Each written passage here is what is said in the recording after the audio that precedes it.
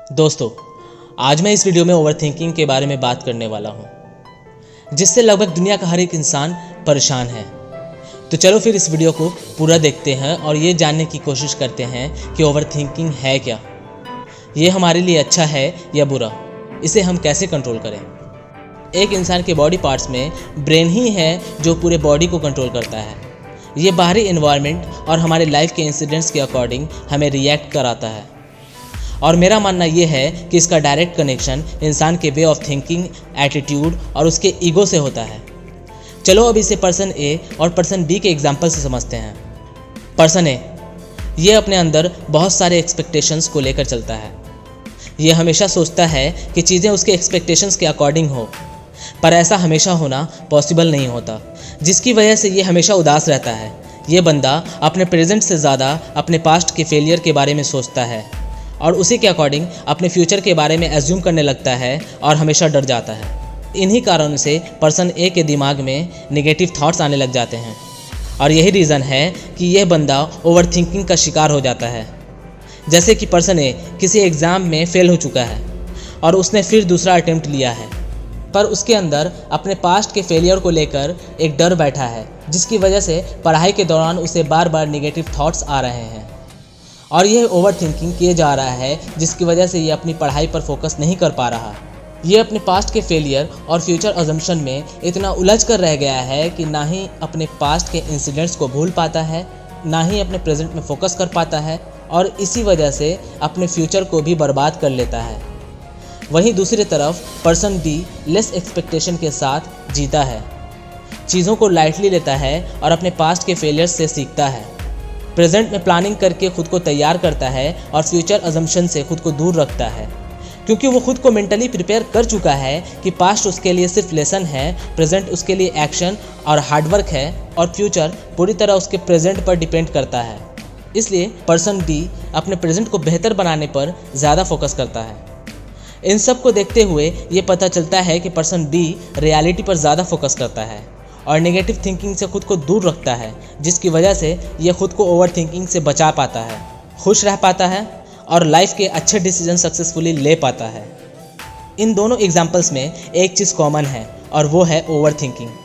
Person ए ने negative way में हर चीज़ को सोचा और समझा, जिसकी वजह से वो हमेशा परेशान रहा, पर वहीं पर्सन बी ने पॉजिटिव वे में चीज़ों को सोचा और समझा और अपने पास्ट और फ्यूचर पर ओवरथिंकिंग करने के बजाय अपने प्रेजेंट में खुद को प्रिपेयर करने के लिए अपने प्लानिंग पर ओवरथिंकिंग किया। इससे यही पता चलता है कि दुनिया की हर चीज़ों के दो ही पहलू होते हैं। अब ये पूरी तरह तुम्हारे ऊपर डिपेंड करता है कि लाइफ के इंसिडेंट्स को तुम किस नज़रिए से देखते हो और अपने ब्रेन का यूज़ अच्छी चीज़ों के बारे में सोचने के लिए करते हो या बुरी चीज़ों में करते हो। हमने ये तो जान लिया कि ओवरथिंकिंग है क्या, ये हमारे लिए किस कंडीशन में अच्छा है और किस कंडीशन में बुरा। तो चलो अब ये भी जान लेते हैं कि इससे कैसे बचें। इसके लिए मैं तुम्हें कुछ ऐसे टिप्स बताता हूँ जिसे फॉलो करके तुम ओवरथिंकिंग से बच सकते हो। Number 1, always busy yourself. खाली दिमाग शैतान का घर। तुम सब ने तो यह सुना ही होगा। एक इंसान उस वक्त ज़्यादा सोचता है जब वो अकेला हो और उसके पास करने के लिए कुछ भी ना हो। इसलिए खुद को जितना हो सके बिजी रखो, क्योंकि अगर तुम्हारा माइंड किसी और काम में बिजी रहेगा तो वो तुम्हारी ओवरथिंकिंग से डाइवर्ट करने में तुम्हारी हेल्प करेगा। Number 2, do whatever you like. Number 1 को सुनने के बाद अब कुछ लोगों के मन में ये सवाल आता होगा कि वो किस काम में खुद को बिजी रखें। हमारे पास तो करने के लिए कुछ है ही नहीं, पर तुम यह गलत सोचते हो। हर इंसान अगर चाहे तो उसके पास करने के लिए बहुत कुछ होता है, बस तुम करना नहीं चाहते। इसलिए अपने ओवरथिंकिंग को शांत करने के लिए वो काम करो जिसे करना तुम पसंद करते हो, और अगर उसे थोड़ा प्रोफेशनल वे में किया जाए तो इससे तुम्हें 3 फ़ायदे होंगे। पहला कि तुम ओवरथिंकिंग से बच जाओगे, दूसरा कि तुम उस काम को पूरे डेडिकेशन से करोगे, और तीसरा ये कि तुम्हें इस काम में लिमिटलेस ग्रोथ मिल सकता है। Number 3, avoid lies and wrong doing. कई बार ऐसा होता है कि हम अपने गलत काम को छिपाने के लिए कई बार झूठ बोल देते हैं और यह सिलसिला चलता ही रहता है। फिर तुम्हारे दिलो दिमाग में यह डर बैठ जाता है कि कहीं किसी को तुम्हारी सच्चाई का पता न चल जाए।